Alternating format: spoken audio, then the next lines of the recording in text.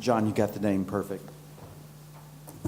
This morning's session was great, excellent sessions that we all listened to. Let's see.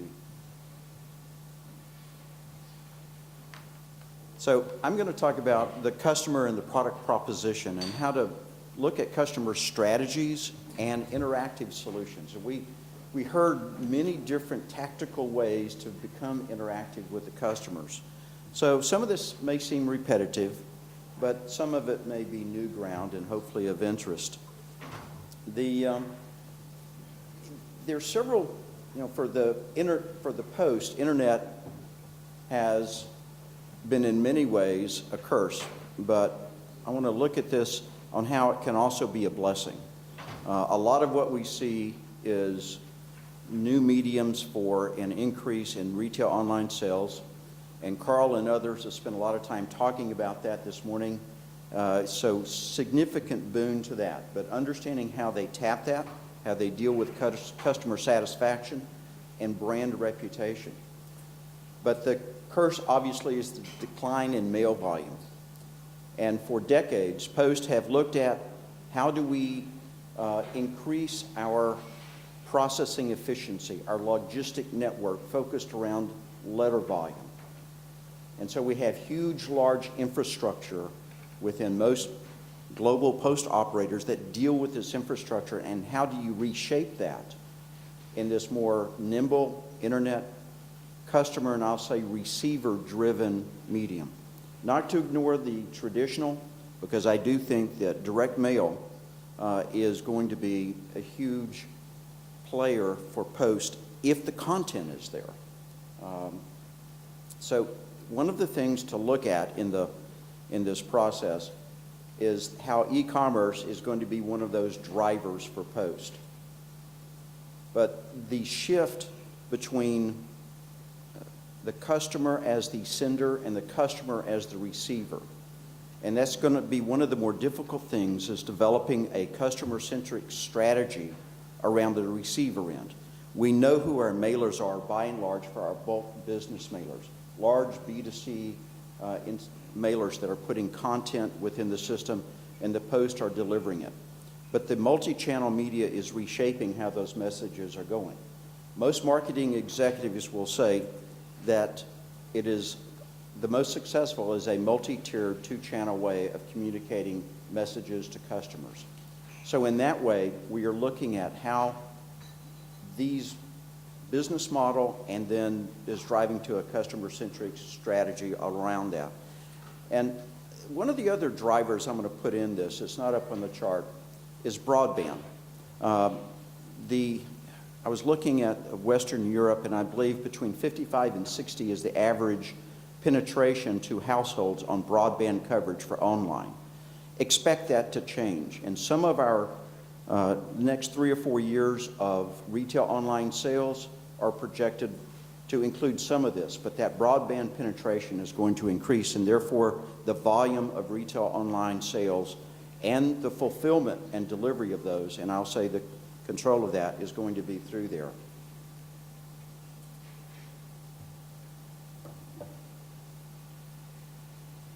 So the customer strategy within this is going to be looking at how do we become value-driven, how do we become proven, and how do we become actionable in developing these strategies. We've heard some of this. How do you create a customer relationship that extends beyond technology to include the connect points with customers? Different ways to blend operational and customer satisfaction throughout this process. And so as we look at this is going to be the cornerstone of anybody wanting to engage their customers more. In most mail operators, postal mail operators, address management has been one of the key things. How do we cleanse that? How do we make it better? How do we cut down on bad deliveries and redeliveries? But in terms of the customer on the receiving end, what do we know about them digitally? What are the posts doing to engage multiple addresses for the individual? Whether it be through Twitter accounts, whether it be through email, or however. So part of that needs to be that it's actionable, and part of that is going to be access. So I would say as we look at our strategy and interaction, I would look at multiple address connect points throughout this process and how we do connect with the customers. It is not an easy process. It is not one traditionally driven by postal operators. But it is one nonetheless. If the posts do not engage in this process, then they will be left out of the equation and how to interact and control and help develop the customer interactive strategy. One of the other things I think is critical is to make sure that the content in our direct mail is excellent. One of the quotes I like to look at, we have 247 billion emails sent daily. I think that was in 2008 or 2009. And the marketing trends that look at this said there's 200 billion of those are spam emails. And I would venture to say, we talked about unaddressed direct mail and how that counteracts with that. So we've had references on marketing mail that look at what the content is. If the content is excellent, customers like that. If it's targeted, it's focused, and it's meaningful to them at the point it hits their post, then that's important. And I think the posts need to take an active integration with the people throughout this value chain that we're looking at to make sure that we do have that kind of customer interaction, because we all have a vested interest in making sure that the connect points with our customers mean something and they're actionable with that. So this is not a one-step issue in how we look at developing and moving to this interactive model with customers. First, we need to define where we are, and it needs to be a definitive and definite definition of customer. So customer inside many posts, it's going to be the major mailers. And yes, there's customer satisfaction surveys and things like that that are done, but mostly it's looking at the major mailers. We need to make sure that we connect with and survey the recipient side of this. What are they liking about that? And we've heard from Pat this morning, many ways to engage customers is in the social media as a way of gathering that information. But we need to make sure we have the right definition of customer. We need to broaden that definition of customer and make it meaningful throughout the organization. Then we need to understand what this migration from the traditional technology to of the internal business being the customer, to focus on the external side, and the external being both the receiver and the sender. But then we need to manage that. We need to understand in our customer interaction what our data can mean and how it gives us intelligence and insight throughout that process. We listened to Bill Shannon talk about a new potential interactive market to share this information and to coalesce it. But then we need to integrate that back into our operations. We've seen some of that at this conference already, looking at distributive boxes to make delivery of parcels easier for customers. How does that integrate with where the customer is? And the flexibility to realign delivery on the fly, real time, to the customers. So it's easier now to take the package at my office, or to take my package at a second location, or to push it into a delivery box. These are going to be meaningful things as we integrate what we have defined, understood, and now are managing to our business process. And it has far-reaching impact through cost-saving possibilities that we look at leaning out that process. Then we need to integrate our customer strategy into our overall strategic planning. I think this is probably, for many traditional posts, one of the more difficult challenges. Working with most of the postal leaders, I believe the senior execs around the globe understand the changing dynamics. But I will say I was sitting down with a mid-level person at a post a year and a half ago, and he said, mail's going to come back. It's going to be okay. And I just grinned to myself, you're hoping for something that's not going to happen. And I understand why. They spent 3 decades where every year mail volume increased 3%, steady as rain. It always did. But this time is different. This time is a tectonic shift, and it is a time for us to align around that. And if we don't understand our customer base in this, then posts are going to be left out of that meaningful equation of communication and commerce. Posts can be relevant, critical, and important to this process. But understanding their social policy impact as this commerce and communication provider. But the other thing that Post should not forget, I think more than any other single group or industry, Post represent trust. There may be tweets about quality or this or that, but ultimately every survey says Post are one of the most trusted organizations within most countries.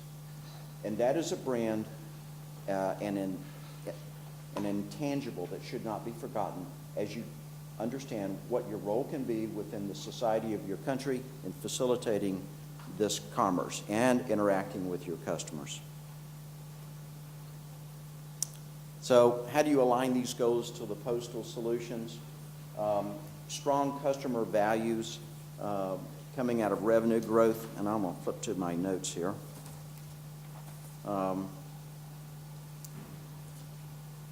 The revenue growth and competitive costs and service differentiators, but interacting with revenue growth is obviously the customer experience. Clear understanding, what does the customer need?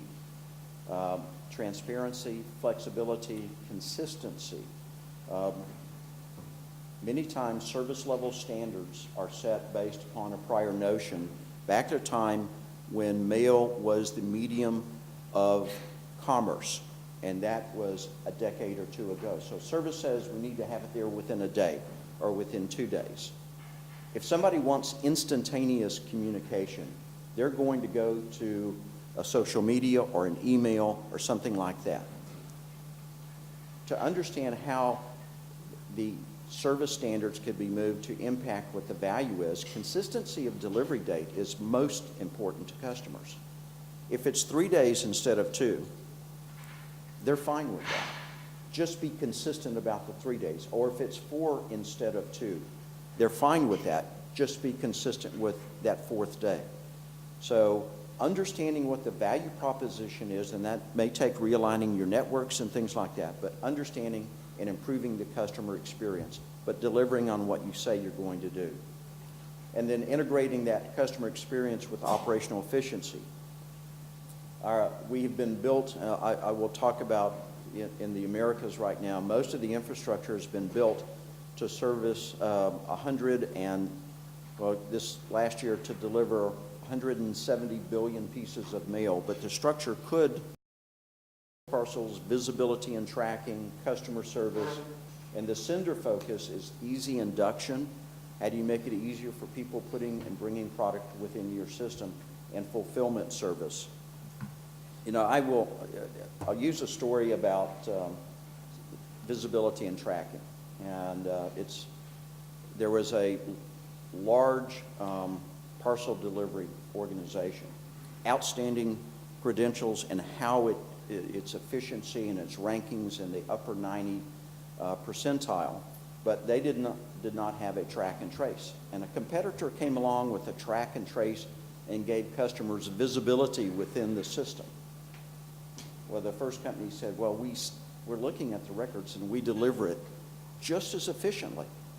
But after 2 years of the customer migration to the track and trace, because it gave them that control, it gave them that certainty, they said, we better get a track and trace system in place. And so it is understanding that receiver dynamics within the process that is so important. And that was a lesson that's, if we haven't understood that, we need to grasp that. It may seem like if I'm delivering at 98 percentile in terms of accuracy, that should be good enough. But without giving the customer views and needs and their experience as part of the equation, we may be missing the boat. So that's how we need some of the aligning of these interactive strategies to improve customer service that then feeds back into revenue growth.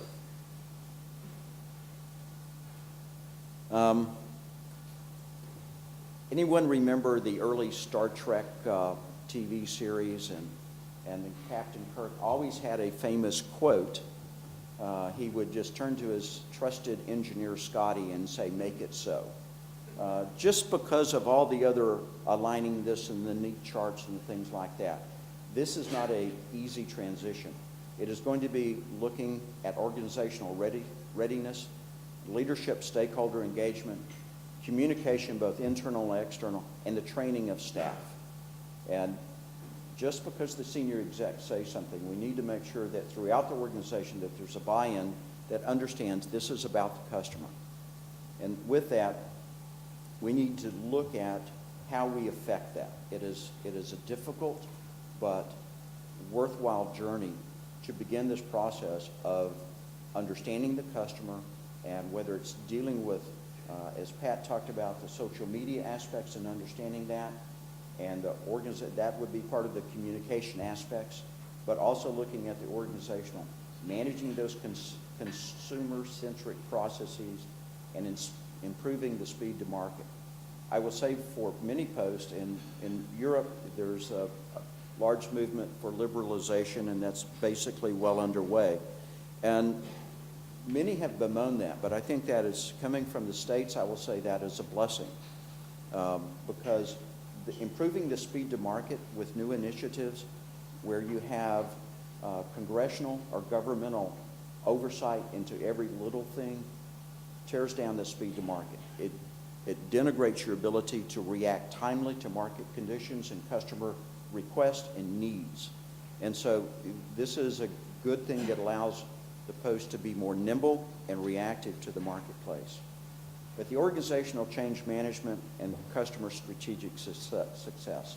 This is about making sure our customers have that great experience, and then ultimately finding out what are the other areas that we, as Post, touching the populace more than any other organization in our respective countries. How can we begin to look at other ways to provide meaningful communication and commerce to them? So a roadmap on this, I won't spend too much time. Align, assess, design, enable, operate, and improve. Building the critical internal and external is going to be the biggest one. Validating what the value proposition is. Johnny T's said, don't do it if you can't get a return on investment. Always sage advice, but identifying gateway strategies. So there may be a strategy that may be a break-in, a breakthrough kind of thing, but it gives you brand permission where you did not have brand permission as a player in a digital market. So thank you very much.